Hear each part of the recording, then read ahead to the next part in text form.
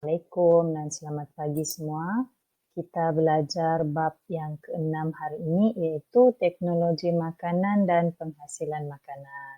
So, kita belajar sedikit saja dulu untuk bab yang ke-6. Jadi di sini kita ada kaedah dan bahan, cara meningkatkan sumbangan serta pemikiran kritis dan analisis dalam membuat pemilihan makanan yang diproses. Jadi kita tengok kaedah dahulu. Kenapa kita mesti proses makanan? Yang pertama untuk bunuh mikroorganisma supaya makanan tahan lebih lama, untuk halang makanan itu daripada mudah rosak, untuk memudahkan pencernaan makanan dalam perut kita, dan menjadikan makanan lebih menarik, enak, dan lebih berkhasiat. Lebih menariknya macam kita tambahkan pewarna, enak tuh macam kita tambahkan perisa, lebih berkhasiat tuh macam yang kamu nampak dalam iklan lah. Ada 3 kali ganda vitamin C dan sebagainya. Oke, kita ada beberapa bahan kimia dalam makanan, bahan awet supaya makanan itu tahan lebih lama. Contohnya garam, gula, cuka. Ini yang biasa orang buat jeruk. Oke, perisa supaya makanan itu lebih enak. Ya, contohnya monosodium glutamat, MSG, atau ada satu jenama itu yang biasa kita jumpa, itu Ajinomoto, tapi jangan jawab Ajinomoto lah sebab itu jenama. Kemudian kita ada pemanis untuk memberikan rasa manis, contohnya aspartam. Pewarna untuk jadikan makanan kita itu lebih cantik. Nah, biasalah orang mau cantik-cantik sejak kan? Jadi dia mau makanan dia pun cantik lah. Ini biasa makanan yang ada pewarna nih macam kek, gula-gula. Kita ada jenis yang lain, itu penstabil dan pengemulsi. Ini supaya membaurkan ramuan yang tidak bercampur. Ini macam contohnya kalau kamu buat jus tembikai ke jus orange sendiri di rumah, kalau kamu biarkan dia dalam gelas tuh kan, kamu lama-lama kamu akan nampak macam dia ada 2 lapisan. Nanti kamu try lah, nanti buka puasa kamu try. Kamu nampak dia akan ada macam 2 lapisan. Nah, itu maksudnya dia tiada penstabil ataupun tiada pengemulsi. Tapi kalau kamu bancuh sendiri guna cordial, macam contohnya air sirap kan, kamu bancuh dengan air, kau biar dia dalam 1 hari pun dia punya warna tidak akan terpisah. Nah, itu maksudnya dia ada penstabil lah. Oke, kemudian kita ada bahan kimia yang lain, yaitu pengantioksida untuk menghalang makanan berminyak dan berlemak dioksidakan oleh oksigen, contohnya asid ascorbic. Asid ascorbic ialah vitamin C. Kemudian peluntur, kita mau melunturkan warna-warna yang tidak diingini, macam warna-warna yang tidak cantik, begitulah. Biasanya makanan yang ada peluntur nih, macam tepung, beras, kita mau warnanya putih, cantik, macam itu. Jadi ada beberapa teknologi dalam pemprosesan dan pembungkusan makanan. Ini kamu boleh baca sendiri, kita ada 8. Yang pertama kita ada penyejuk bekuan. Dalam kamu punya icebox itu kan, fridge kamu, kalau ada 2 bahagian kan. Satu bahagian letak sayur-sayur, satu bahagian letak kamu punya ikan-ikan. Yang tempat kamu letak ikan, ayam tuh semua dipanggil penyejuk bekuan. Kelebihannya makanan tahan lebih lama, rasanya pun kekal, nutriennya pun kekal.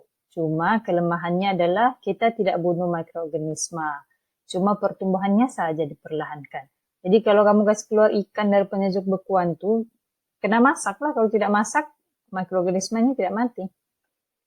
Oke, pendinginan nih bahagian yang satu lagi bahagian fridge kamu tuh. Tempat kamu simpan sayur dan buah-buah serta minuman semua. Jadi rasa dan nutriennya dikekalkan dan suhu yang digunakan 0 hingga 5 darjah Celcius. Pengetinan, ini semua orang tahulah. Kalau pengetinan ini kelebihan yang paling utama ialah makanan itu tahan dalam tempo yang sangat lama. Kadang-kadang bertahun-tahun dia boleh tahannya. Tapi kelemahannya adalah nutriennya itu ada yang hilang dan rasanya mungkin berubah. Oke, jadi kalau untuk pengetinan ini, kamu kena tahu berapa suhu yang dia gunakan, yaitu 115 darjah Celcius hingga 121 darjah Celcius selama 20 menit. Oke. Dan contoh makanan, rasanya hampir semua makanan lah boleh ditinkan. Apa-apa contoh pun dia akan terima. Pempasturan lebih kepada susu dan juga jus buah-buahan. rasa, nutrien, dan kesegaran dikekalkan, tapi dia punya makanan tu tidak akan tahan lama sangatlah dan dia mudah rosak bila dibuka. Kamu boleh macam ada susu ke apakah di rumah kan, kalau kau buka sejak dia punya penutup, nanti dalam 1-2 minggu ke ataupun beberapa hari dia akan cepat rosak. Okey, pendehidratan ini kita buat ikan masin, ikan kering, udang kering, sotong kering semuanya lah. Ini pun tahan terlampau lama juga makanan ini, cuma nutriennya rasanya berubah. Macam yang udang tu tidak ada sudah rasa manisnya, dia tinggal rasa masin saja. Pensterilan, steril maksudnya bunuh, jadi dia akan bunuh mikroorganisma dan sporanya, jadi makanannya tu tahan dengan sangat lama.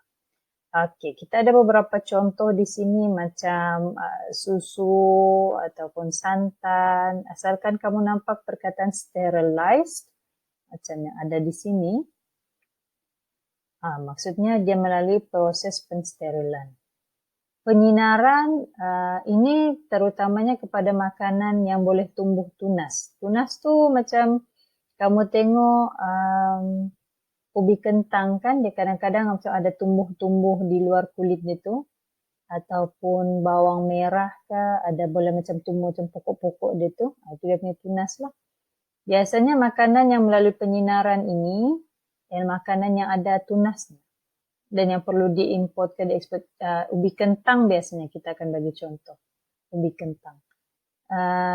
Kelebihannya tahan lama, dan rasa makanan tidak berubah, tapi sebahagian nutrien makanan dimusnahkan. Dalam aspek ini, biasanya makanan itu didedahkan dengan sinar gamma.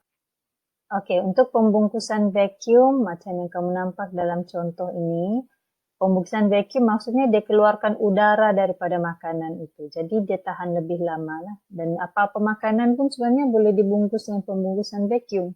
Sayur kah, daging kah, ikan kah, semua boleh. Okey. Kita tengok dahulu kesan buruknya.